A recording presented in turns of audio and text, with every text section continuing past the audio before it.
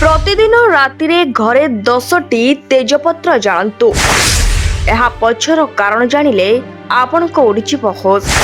खाद्य तेजपत्र व्यवहार द्वारा अनेक लाभ मिलता है। रोषई घरर एक अति आवश्यक जिनिस हेउछि तेजपत्र। आयुर्वेद शास्त्र अनुसार तेजपत्रर सुगंध शरीर तथा मन उपर मध्य सकारात्मक प्रभाव पकाई थाए। जनाशुना ज्योतिष रामकृष्ण सा कहते जे खाद्य यार व्यवहार व्यतीत एही तेजपत्रर अनेक गुण रही। उदासीनता चिंता किंबा कोनोसी मानसिक चापरू मुक्ति पाइबा पई एही तेजपत्र को पुराना कालरू व्यवहार करा जाय आसुछि। तेजपत्र बहुत दिन धरी लागी रहितबा सुखिला खासरू मध्य मुक्ति दैथाय। एक हांडी रे 5 गोटी किंबा 7टी तेजपत्र नियंतु और याहाकू जाली दियंतु। सेही तेजपत्र धुआं को घरर चारिआडे बुलाई आणंतु।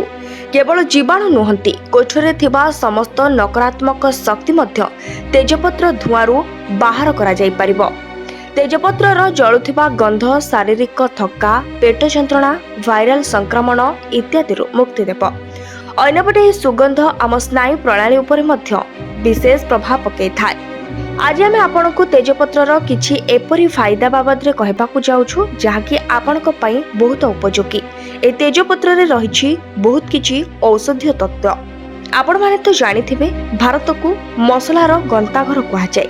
एपरि कोनोसी भारतीय नथिबे जो माने मसलार व्यवहार करनथिबे। तबे मसला रे एक पत्र अछि जहार आवश्यकता सबुठु अधिक, ताहा हेउछि तेजपत्र। समस्त भारतीयଙ୍କ घरे तेजपत्र निश्चिंत रहिथाय। यार व्यवहार रे छोट बड़ रोगर निवारण होइथाय। तेजपत्र को मसला रूप में व्यवहार करा जाय थाय। या छड़ा यार व्यवहार आयुर्वेदिक औषध रूप में मध्य करा जाय थाय। खाद्य रे तेजपत्र पकाइले खाद्यर सुगंध बढ़िथाय। खाद्य रे तेजपत्र व्यवहार पछरे आउ एक कारण रहिछि जहा आपनको आश्चर्य करदब।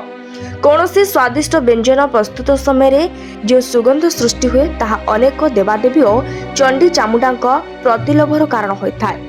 तेणु तेजपत्र व्यवहार फल कौनसी नकारात्मक बा दुष्टि शक्तिर एही खाद्य प्रति लोभ आसन थाए। तेणु एही खाद्य को देवादेवी पाखरे अर्पण योग्य होता है।